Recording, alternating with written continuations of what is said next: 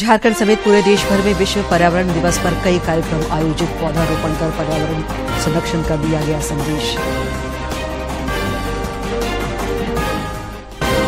PLFI supremo Dinesh गोप की फिर बढ़ी रिमांड, 1 दिन और पूछताछ करेगी एनआईए। निलंबित आईएएस पूजा सिंघल की न्यायिक हिरासत 15 जून तक बढ़ी।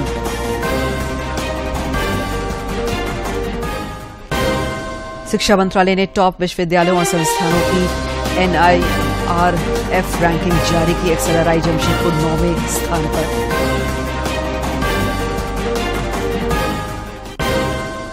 और राज्य के ज्यादातर जिलों में तापमान 40 डिग्री के पार। गर्मी की तपिश से लोग हलकान। अगले 5 दिनों तक तापमान में कोई बड़े बदलाव की संभावना नहीं।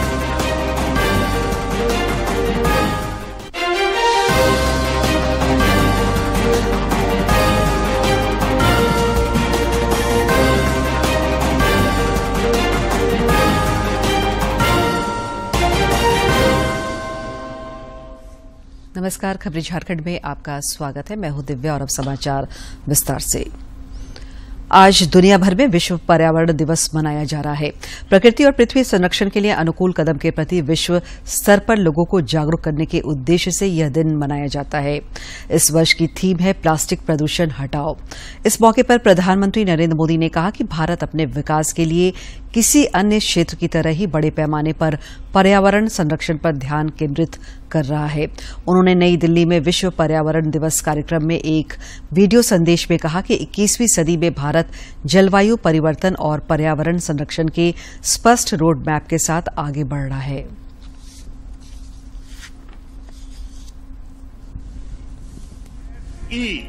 यानी लाइफस्टाइल फॉर एनवायरमेंट। आज जरूरत है कि हम सभी लोग एक साथ आकर कलेक्टिव पार्टिसिपेशन के साथ लाइफस्टाइल फॉर एनवायरमेंट यानी लाइफ को एक अभियान की तरह आगे बढ़ाएं। ये एनवायरमेंटल कॉन्शियस लाइफस्टाइल का एक मास मूवमेंट बन सकता है। आज आवश्यकता है माइंडलेस और डिस्ट्रक्टिव कंजम्पशन के बजाय माइंडफुल और डेलिबरेट यूटिलाइजेशन की। पूरी दुनिया में करोड़ों अरबों लोगों के हर रोज की ये चॉइसेस क्लाइमेट चेंज के खिलाफ लड़ाई को हर दिन बिलियन स्टेप्स आगे ले जाएगी। राज्यपाल सीपी राधाकृष्णन ने इस अवसर पर राजभवन में पौधारोपण किया। पर्यावरण दिवस के मौके पर पर्यावरण के क्षेत्र में काम करने वाले लोगों के साथ उन्होंने संवाद भी किया। इस दौरान राज्यपाल ने पर्यावरण संरक्षण पर जोर दिया और इस क्षेत्र में काम करने वाले लोगों की हौसला अफजाई की।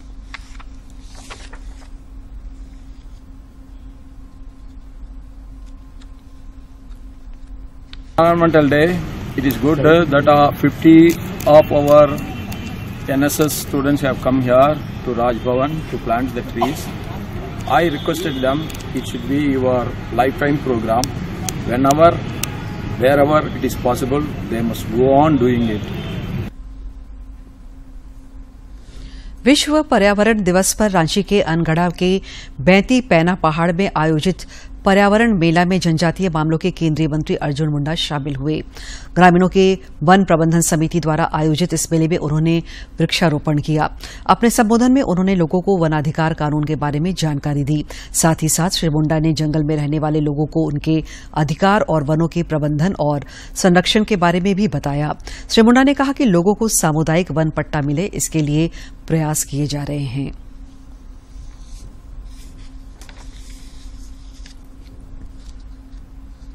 इस कार्यक्रम के माध्यम से, आपके आयोजन के माध्यम से, आपके प्रयत्नों के माध्यम से दुनिया को यही संदेश देना चाहूंगा कि प्रकृति के साथ इस तरीके से बेटी के उत्सव में जिस तरीके से गांव, किसान, रहने वाले तमाम लोग उभर करके निश्चल भाव से प्रकृति का संवर्धन, संरक्षण और अपना जीवन को इसी प्रकृति के साथ आलिंगन करने का उत्सव मनाते हैं। विश्व पर्यावरण दिवस पर रांची में आयोजित कार्यक्रम में कृषि मंत्री बादल शामिल हुए। इस दौरान उन्होंने कहा कि धरती को बचाने के लिए सामाजिक और पर्यावरण अनुकूल जीवनशैली अपनाने की आवश्यकता है। पर्यावरण मंत्रालय के निर्देश पर मिशन लाइफ पर आधारित व्यापक जागरूकता अभियान पूरे राज्य में चलाया गया। आज अंतर्राष्ट्रीय पर्यावरण दिवस के मौके पर रांची में आयोजित कार्यक्रम में कृषि मंत्री बादल ने कहा कि मिशन लाइफ का संदेश यह है कि लोगों द्वारा किए गए छोटे छोटे कार्य भी समाज को नई दिशा दे सकते हैं। आज हम लोग अंधे होकर ऐसी चीजों को यूज कर रहे हैं जिसका वेस्ट कहीं न कहीं कूड़ा कचरा के रूप में रह जाता है और वो आने वाले दिनों में कैंसर जैसी महामारी और अन्य बीमारियों का कारण बनता है। तो आइए हम सब मिलकर जो आज प्रति व्यक्ति जो आंकड़े हैं, प्रति वर्ष 466 सिंगल यूज प्लास्टिक्स का हम लोग यूज करते हैं, उसको कैसे मिनिमाइज करें, लोगों को जागरूक करें। इस दौरान राज्य के वैसे लोगों को सम्मानित किया गया जिन्होंने पर्यावरण की सुरक्षा में अपना महत्वपूर्ण योगदान दिया है। कार्यक्रम में मौजूद हजारीबाग के सुरेंद्र प्रसाद सिंह ने अपने गीतों के माध्यम से पर्यावरण संरक्षण का संदेश दिया। अब तक जो वृक्षों का रक्षाबंधन करवाते हैं, हम लोग गाँव में जाकर के वृक्षों का रक्षाबंधन करवाते हैं। सरकारी आंकड़े हैं कि 1554 गाँव में हम लोगों ने रक्षाबंधन करके वृक्षों को बचाया है। मौके पर मिशन लाइफ से जुड़ी पुस्तिका का भी विमोचन किया गया। वन विभाग के प्रधान मुख्य वन रक्षक समेत कई गणमान्य लोग मौजूद थे। रांची से असीम की रिपोर्ट। विश्व पर्यावरण दिवस के अवसर पर मनरेगा आयुक्त राजेश्वरी बी ने आज राज्य ग्रामीण विकास संस्थान के परिसर में शीशम एवं पीपल का पौधा लगाते हुए पर्यावरण संरक्षण का संदेश दिया। राजेश्वरी बी ने आम लोगों से अपील की कि चाहे बच्चा का जन्मदिन हो या शादी समारोह या फिर कोई विशेष अवसर, छोटे बड़े सभी अवसरों पर पौधारोपण अवश्य करें। सभी व्यक्ति अपने जीवन में कम से कम एक पौधा अवश्य लगाएं। स्वच्छता को अपनाने और कचरे से फैल रही गंदगी पर अंकुश लगाने के लिए सिमडेगा में नगर परिषद की ओर से एक विशेष पहल की गई है। यहां 5 स्थानों में 3R सेंटर खोले गए हैं। 3R यानी रिड्यूस, रीयूज और रिसाइकिल पर अमल करते हुए कचरे का फिर से इस्तेमाल कर इनसे उपयोगी वस्तुएं बनाने पर जोर दिया जा रहा है। विश्व पर्यावरण दिवस के अवसर पर शहर के मोर मिट्टी रेस्टोरेंट में आयोजित कार्यक्रम में 3R सेंटर की शुरुआत की गई। यहां लोगों ने पुराने कपड़े, किताबें, इलेक्ट्रॉनिक्स, पुराने सामान जमा किए।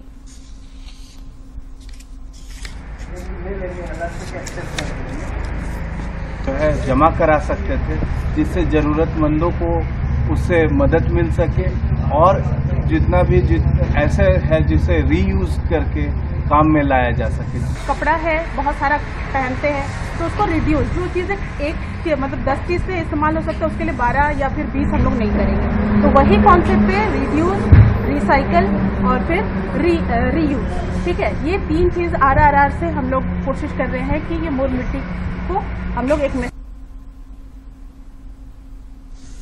पीएलएफआई के सुप्रीमो दिनेश गोप को 4 दिनों में एनआईए रिमांड के खत्म होने के बाद आज एनआईए कोर्ट में फिर पेशी हुई। कोर्ट ने एनआईए को दिनेश गोप से 1 दिन और पूछताछ के लिए रिमांड पर दे दिया है। गौरतलब है कि 21 मई को पीएलएफआई सुप्रीमो दिनेश गोप की नेपाल से गिरफ्तारी हुई थी और उसके बाद उसे रांची लाया गया था। दिनेश गोप के खिलाफ झारखंड, बिहार और ओडिशा में हत्या, अपहरण, धमकी, जबरन वसूली जैसे मामलों के साथ पीएलएफआई के लिए धन उगाही जैसे कई आपराधिक मामले दर्ज हैं।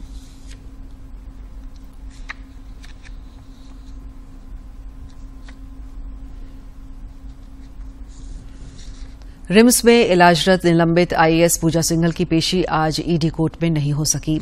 इसके बाद उनकी न्यायिक हिरासत की अवधि 15 जून तक के लिए बढ़ा दी गई। वहीं आरोपी सीए सुमन कुमार, खुटी के तत्कालीन सहायक अभियंता शशि प्रकाश और पूर्व जेई राम विरोध प्रसाद सिन्हा की पेशी वीडियो कॉन्फ्रेंसिंग के जरिए आज हुई। इन सभी की पेशी ईडी के विशेष न्यायाधीश पीके शर्मा के कोर्ट में हुई।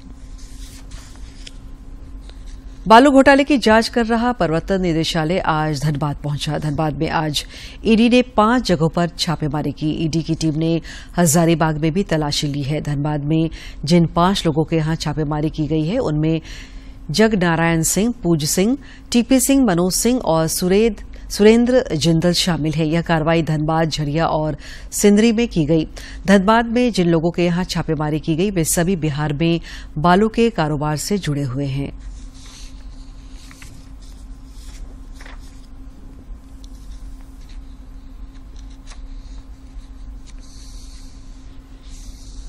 उत्तर प्रदेश के बांदा जेल में बंद माफिया मुख्तार अंसारी को 32 साल पुराने बहुचर्चित अवधेश राय हत्याकांड में वाराणसी के एमपी एमएलए कोर्ट ने दोषी करार दिया है। अदालत ने मुख्तार अंसारी को इसके लिए उम्र कैद की सजा सुनाई है।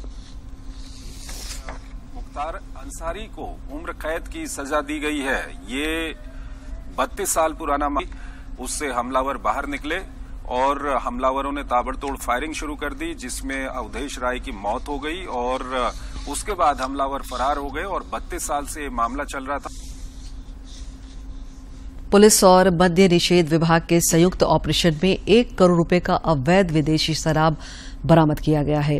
हजारीबाग एसपी मनोज रत्न चौथे ने जानकारी दी कि चौपारण के नेवरी कर्मा जंगल में अवैध नकली शराब बनाने का फैक्ट्री चल रहा था।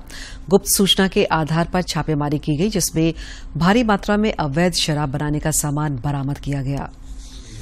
उसी गुप्त सूचना का सत्यापन और आवश्यक कार्रवाई करने के लिए सहायक पुलिस अधीक्षक जो परिवीक्षाधीन आईपीएस ऑफिसर है, उनके नेतृत्व में मैंने एक टीम का गठन किया था, जिसमें हजारीबाग पुलिस एवं एक्साइज डिपार्टमेंट के पदाधिकारी एसआई जितेंद्र कुमार और अन्य पदाधिकारी शामिल थे।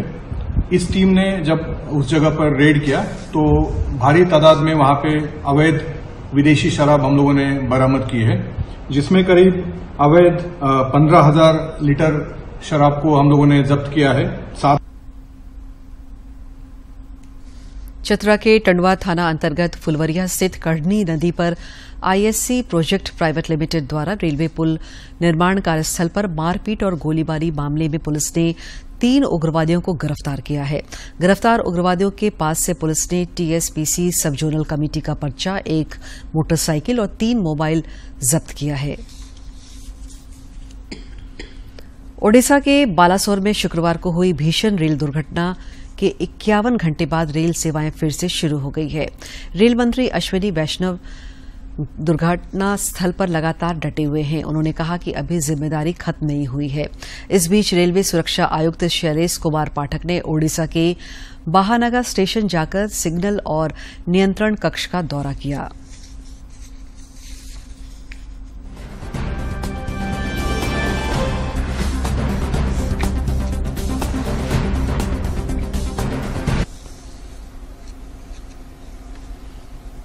आपने देखा अब तक 3 गाड़ियां जा चुकी है। टोटल रात में करीब 7 गाड़ियां प्लान्ड है और एकदम नॉर्मलाइजेशन की तरफ ले जाना है। और बहुत ही संवेदना के साथ जिन परिवारों के मेंबर्स खो गए, उनको किसी न किसी जल्दी से जल्दी उनके पास उनके परिवारजन पहुंचे। ये हमारा दायित्व अभी खत्म नहीं हुआ है। दुमका रेलवे स्टेशन से नई दिल्ली जाने के लिए दुमका नई दिल्ली ट्रेन जल्द शुरू होने जा रही है। दुमका सांसद सुनील सोरेन ने इसको लेकर रेल अधिकारियों के साथ अहम बैठक की। बैठक में शामिल आसनसोल रेल डिवीजन के प्रबंधक ने इस बाबत विस्तृत कार्य योजना रेलवे बोर्ड को भेजने की बात कही। दुमका सांसद सुनील सोरेन ने रेलवे के अधिकारियों के साथ एक अहम बैठक की। बैठक के बाद श्री सोरेन ने कहा कि दुमका रेलवे स्टेशन को सुंदर और स्वच्छ बनाने का निर्णय लिया गया है।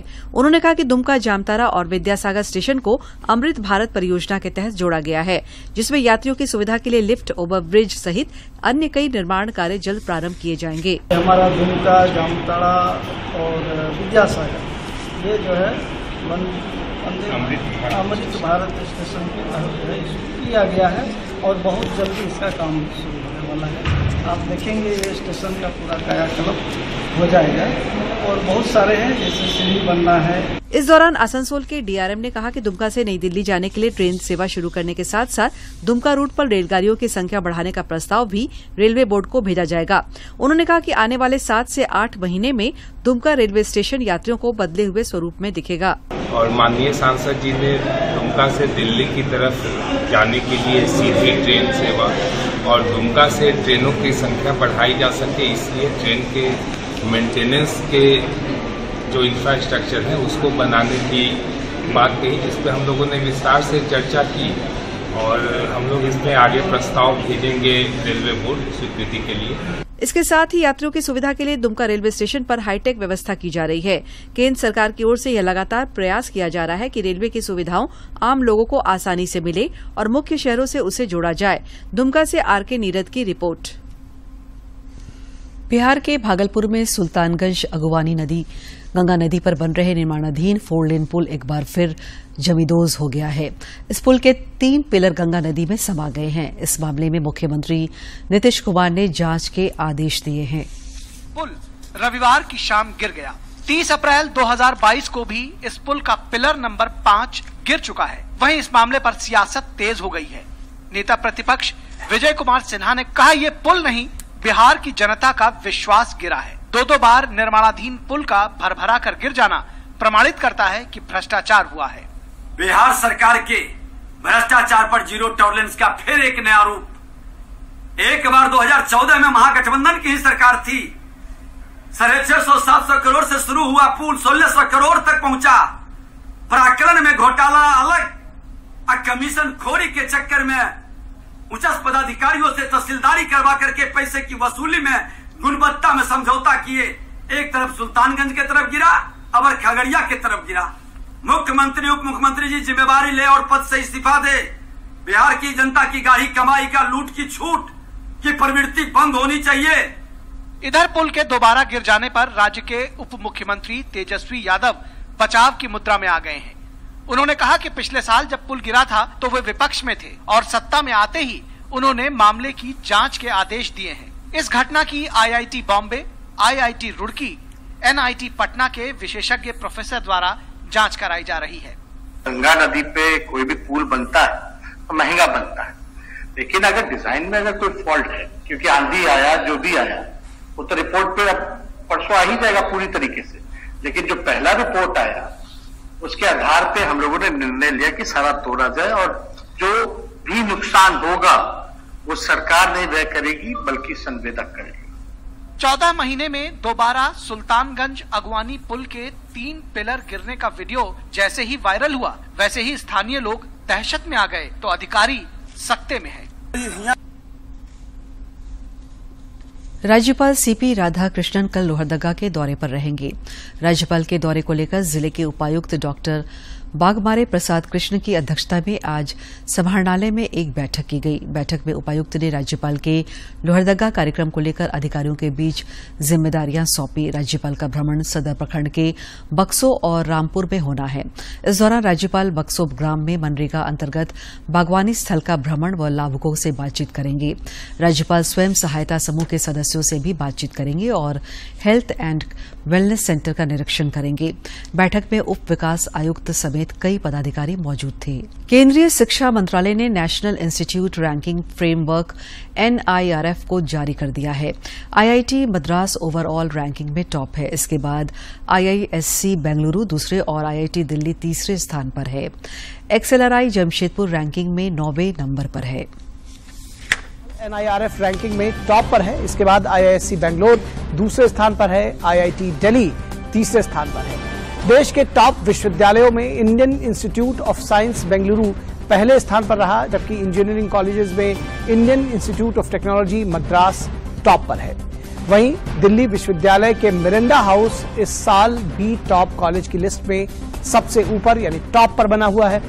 हर बार की तरह इस बार भी IISc बेंगलोर को सर्वश्रेष्ठ विश्वविद्यालय का स्थान मिला, जबकि जवाहरलाल नेहरू विश्वविद्यालय यानी JNU दूसरे स्थान पर रहा और जामिया मिलिया इस्लामिया तीसरे स्थान पर है। शिक्षा मंत्रालय की तरफ से शिक्षण, सीखना और संसाधन, अनुसंधान और व्यावसायिक अभ्यास, स्नातक परिणाम, आउटरीच और समावेशिता जैसे मानकों को आधार मानकर रैंकिंग जारी की जाती है। इस बार एग्रीकल्चर यूनिवर्सिटीज की लिस्ट को भी शामिल किया गया है। NIRA की MHRD द्वारा अनुमोदित किया गया था और 29 सितंबर 2015 को मानव संसाधन विकास मंत्री द्वारा इसे लॉन्च किया गया था। इस साल रैंकिंग का 8वां संस्करण शिक्षा और विदेश राज्य मंत्री डॉक्टर राजकुमार रंजन सिंह ने जारी किया। भाजपा विधायक दल के नेता बाबूलाल मरांडी ने संथाल परगना खासकर देवघर में धड़ल्ले से जारी जमीन के अवैध कारोबार पर चिंता जताई है। बाबूलाल ने इस संबंध में एक प्रेस विज्ञप्ति भी जारी किया है। श्री मरांडी के मुताबिक रांची की तरह देवघर में भी बड़े पैमाने पर कागजातों की हेराफेरी और जालसाजी कर जमीन घोटाला हुआ है। भाजपा नेता प्रवीण सिंह ने जमशेदपुर के कदमा थाना क्षेत्र अंतर्गत दो पक्षों के बीच हुई घटना के बाद के प्रशासनिक कार्रवाई पर सवाल खड़ा किया है। रांची में आज पत्रकारों से बातचीत में उन्होंने कहा कि प्रशासन पूरी तरह से एक पक्षीय कार्रवाई की है।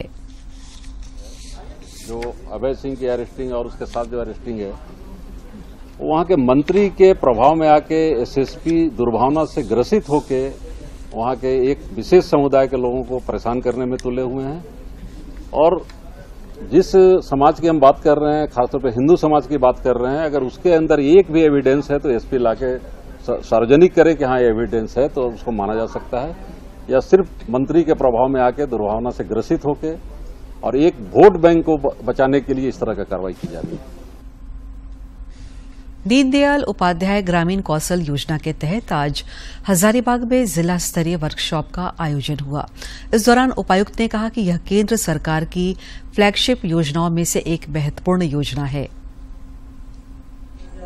बहुत अच्छे कुछ हमें सक्सेस स्टोरीज को डिफरेंट हम लोग के रोजगार मेला लगता है हमारा, या फिर हमारे डिफरेंट कैंप्स कर जाती है and some very good impact has been seen. आज स्टेट लेवल ओरिएंटेडर्स है, कुछ डायरेक्टली इन्वॉल्व है, कुछ इनडायरेक्टली इन्वॉल्व है, लेकिन आप सभी का रोल रहे हैं या हमारे जो अन्य अभी डे टू डे बेसिस पे हमारे।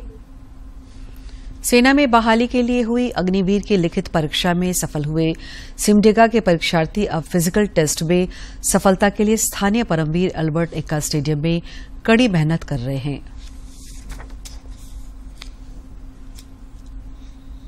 सेना में बहाली के लिए अग्निवीर की लिखित परीक्षा के बाद अब सिमडेगा के अभ्यर्थी फिजिकल टेस्ट में कामयाब होने के लिए खूब पसीना बहा रहे हैं।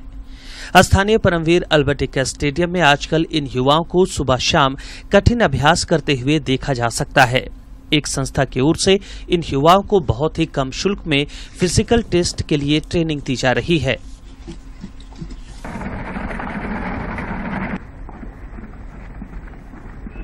फिजिकल फिटनेस के लिए घंटों तरह तरह के एक्सरसाइज करते और पसीना बहाते इन युवाओं का उत्साह देखते ही बन रहा है। लिखित परीक्षा में सफल अभ्यर्थी अनुग्रह कुल्लू, दिलवर लोहरा और निखिल कुमार शाह ने कहा कि फिजिकल टेस्ट में पास होने से उन्हें बतौर अग्निवीर देश सेवा का सुअवसर मिल सकता है, जिसे वे चूकना नहीं चाहते। मैंने अग्निवीर भर्ती की रिटर्न परीक्षा क्वालिफाई कर लिया है और मैं यहाँ पर फिजिकल की तैयारी करने के लिए आया हूँ। उम्मीद है कि इस बार हम लोग फिजिकल क्वालिफाई कर लेंगे और देश सेवा में अपना ड्यूटी निभाएंगे। और केंद्र सरकार की ओर से अग्निवीर का जो भर्ती आया है उसमें हम लोग को जाने के लिए लाभदायक है, चाहे वो 4 साल हो चाहे 40 साल। एक अन्य अभ्यर्थी सौरभ ने अग्निवीर की अवधारणा को धरातल पर उतारने के लिए प्रधानमंत्री नरेंद्र मोदी का आभार जताते हुए कहा कि मातृभूमि की सेवा का यह अवसर कितने दिनों का है यह महत्वपूर्ण नहीं, महत्वपूर्ण है देश की सेवा करने का मौका मिलना। अभी अग्निवीर की भर्ती आई थी जिसमें मैंने रिटर्न क्वालिफाई कर लिया, जिसके तत्पश्चात मैंने फिजिकल की तैयारी के लिए मुझे कुछ करना है। संस्थान में रवि सर के नेतृत्व में मैं फिजिकल की तैयारी कर रहा हूँ। मैं माननीय प्रधानमंत्री श्री नरेंद्र मोदी का तहे दिल से धन्यवाद करना चाहूँगा कि अग्निवीर भर्ती उन्होंने निकाला और हम युवाओं के लिए देश सेवा का एक सुनहरा मौका दिया। इधर प्रशिक्षक रविशंकर साहनी ने कहा कि अग्निवीर में बहाली युवाओं के लिए सुनहरा मौका है, जिसका आदिवासी बाहुल्य क्षेत्र के युवाओं को भी लाभ उठाना चाहिए। आर्मी अग्निवीर की भर्ती आई हुई है, जिसका रिजल्ट इन सभी बच्चों ने यहाँ पे निकाला है। रिटर्न एग्जाम इन्होंने पास कर चुका और इनकी फिजिकल की तैयारी यहाँ पर सुबह शाम यहाँ पे करवाई जा रही है। उम्मीद है कि ये लोग जो है फिजिकल आसानी से क्वालिफाई कर लेंगे। अग्निवीर के इन अभ्यर्थियों के उत्साह को देखकर बस कहा जा सकता है, जो भरा नहीं है भावों से, बहती जिसमें रसधार नहीं, हृदय नहीं वो पत्थर है जिसमें स्वदेश का प्यार नहीं। सिमडेगा से मनोज कुमार सिन्हा, मनु की रिपोर्ट। पश्चिमी सिंहभूम जिला पुलिस ने टोंटो थाना क्षेत्र के नक्सल प्रभावित इलाके से विस्फोटक सामग्रियों के साथ 2 संदिग्ध नक्सलियों को गिरफ्तार किया है। उनके पास से पुलिस में 35 पीस डेटोनेटर और 5 पीस जिलेटिन समेत अन्य विस्फोटक सामग्रियां बरामद की है। जगन्नाथपुर के अनुमंडल पुलिस पदाधिकारी इकीर डुगनू ने बताया कि गुप्त सूचना के आधार पर पुलिस ने किंजरा गांव में छापेमारी की। एसडीपीओ ने बताया कि उनके विरुद्ध विभिन्न धाराओं में मामला दर्ज करते हुए जेल भेज दिया गया है।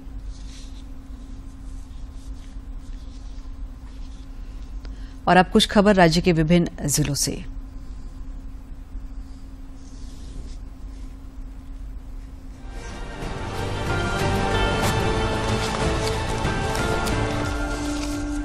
साहेबगंज में हुए 1000 करोड़ रुपए के खनन घोटाले का मुख्य अभियुक्त दाऊ यादव लंबे समय से पुलिस की गिरफ्त से बाहर है। उसकी गिरफ्तारी के लिए कल जिले की 4 थानों की पुलिस ने कर्मा पहाड़ और आसपास की पहाड़ियों पर सर्च अभियान चलाया। स्वास्थ्य मंत्री बन्ना गुप्ता ने विधायक सरयू राय के खिलाफ चाईबासा के एमपी एमएलए कोर्ट में 10-10 करोड़ रुपए की मानहानि के 2 केस दर्ज कराए हैं। अब बन्ना मानहानि का तीसरा केस करने की तैयारी में है। इसे लेकर बन्ना गुप्ता ने अधिवक्ता प्रकाश झा के माध्यम से सरयू राय को दोबारा 10 करोड़ रुपए की मानहानि का नोटिस भेजा है। पलामू जिले की छतरपुर विधायक पुष्पा देवी और पूर्व सांसद मनोज कुमार ने कल 9 डीहा बाजार प्रखंड की लक्ष्मीपुर पंचायत के विभिन्न गांवों में विधायक मद 15वें वित्त और मनरेगा योजना से बनने वाली 15 योजनाओं का ऑनलाइन शिलान्यास किया। स्वयंसेवी संस्था वनवासी विकास आश्रम और कैलाश सत्यार्थी चिल्ड्रन फाउंडेशन ने संयुक्त रूप से रविवार को गिरिडीह जिले के पीरटार प्रखंड में अलग अलग समूह बनाकर लोगों को बाल विवाह के दुष्परिणाम, बाल मजदूरी और बाल यौन शोषण के बारे में जागरूक किया। बोकारो पुलिस ने 33 किलो गांजा के साथ 3 तस्करों को गिरफ्तार किया है। तीनों तस्कर बस के माध्यम से बोकारो पहुंचे थे, जिसकी सूचना पुलिस को पहले ही लग गई थी। पुलिस पहले से ही उकरीद मोड़ पर सादे लिबास में खड़ी थी। तस्कर जैसे ही बस से उतरे, पुलिस ने उन्हें गिरफ्त में ले लिया। हिंदू देवी देवताओं के खिलाफ आपत्तिजनक शब्द का इस्तेमाल करने पर सिमडेगा के एक युवक को पुलिस ने गिरफ्तार किया। इंस्टाग्राम पर धार्मिक भावनाओं को भड़काने वाले पोस्ट के बाद रांची विधायक सीपी सिंह ने संज्ञान लेते हुए ट्वीट कर झारखंड पुलिस से कार्रवाई की मांग की थी। एक्ट 2 सचिव भुवनेश्वर केवट ने बालासोर रेल दुर्घटना को दुनिया की सबसे भयावह रेल दुर्घटनाओं में से एक बताया है। रांची में कार्यक्रम में उन्होंने कहा कि मोदी सरकार के शासन में अब तक 4 रेल दुर्घटनाएं हुई है और 3 दुर्घटनाओं में मालगाड़ियां टकराई हैं। ओडिशा रेल दुर्घटना में पीड़ितों की मदद के लिए झारखंड सरकार के निर्देश पर टीम पहुंची। टीम ने एनओसीसी विजनेस पार्क पहुंचकर मृतकों के शवों की जानकारी ली और 2 मृतकों के पार्थिव शरीर को उनके घर भेजने की व्यवस्था की गई। जामतारा में लव जिहाद को लेकर आदिवासियों ने मोर्चा खोल दिया है। करमाटार के निज कजरा जंगल में आदिवासी महाजुटान में उन्होंने आरोप लगाया कि संथाल परगना में बड़ा षड्यंत्र हो रहा है और बांग्लादेशी घुसपैठिए लव जिहाद के सहारे इनकी बेटियों को जाल में फंसा रहे हैं। विश्व पर्यावरण दिवस पर आज चाईबासा व्यवहार न्यायालय परिसर में उच्च न्यायालय के न्यायाधीश दीपक रोशन ने पौधारोपण किया। न्यायाधीश ने कहा कि पर्यावरण की रक्षा करना हम सबकी जिम्मेदारी है और हर व्यक्ति को पर्यावरण दिवस पर वृक्ष लगाने की जरूरत है।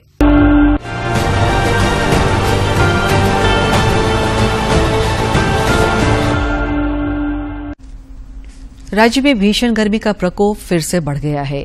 अगले 5 दिनों में तापमान में किसी बड़े बदलाव की संभावना नहीं है। मौसम विज्ञान केंद्र रांची के वैज्ञानिकों ने बताया कि राज्य के ज्यादातर इलाकों में तापमान 40 डिग्री के पार पहुंच गया है। मौसम विज्ञान केंद्र ने 7 जून तक राज्य के कुछ हिस्सों में लू चलने की आशंका जताई है, जिसके लिए येलो अलर्ट जारी किया गया है। और अब एक नजर डालते हैं प्रमुख शहरों के आज के तापमान पर। राजधानी रांची का अधिकतम तापमान 38.7 और न्यूनतम 25.8 डिग्री सेल्सियस रिकॉर्ड किया गया। जमशेदपुर का अधिकतम तापमान 41.4 और न्यूनतम 27.8 तथा डाल्टनगंज का अधिकतम तापमान 41.8 और न्यूनतम तापमान 29.1 डिग्री सेल्सियस रिकॉर्ड किया गया। अंत में मुख्य समाचार एक बार फिर। झारखंड समेत पूरे देश भर में विश्व पर्यावरण दिवस पर कई कार्यक्रम आयोजित। पौधारोपण कर पर्यावरण संरक्षण का दिया गया संदेश। पीएलएफआई सुप्रीमो दिनेश गोप की फिर बड़ी रिमांड, 1 दिन और पूछताछ करेगी एनआईए। निलंबित आईएएस पूजा सिंघल की न्यायिक हिरासत 15 जून तक बढ़ी।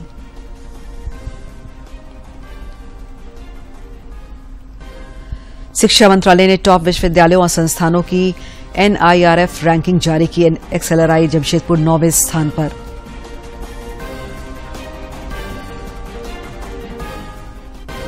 और राज्य के ज्यादातर जिलों में तापमान 40 डिग्री के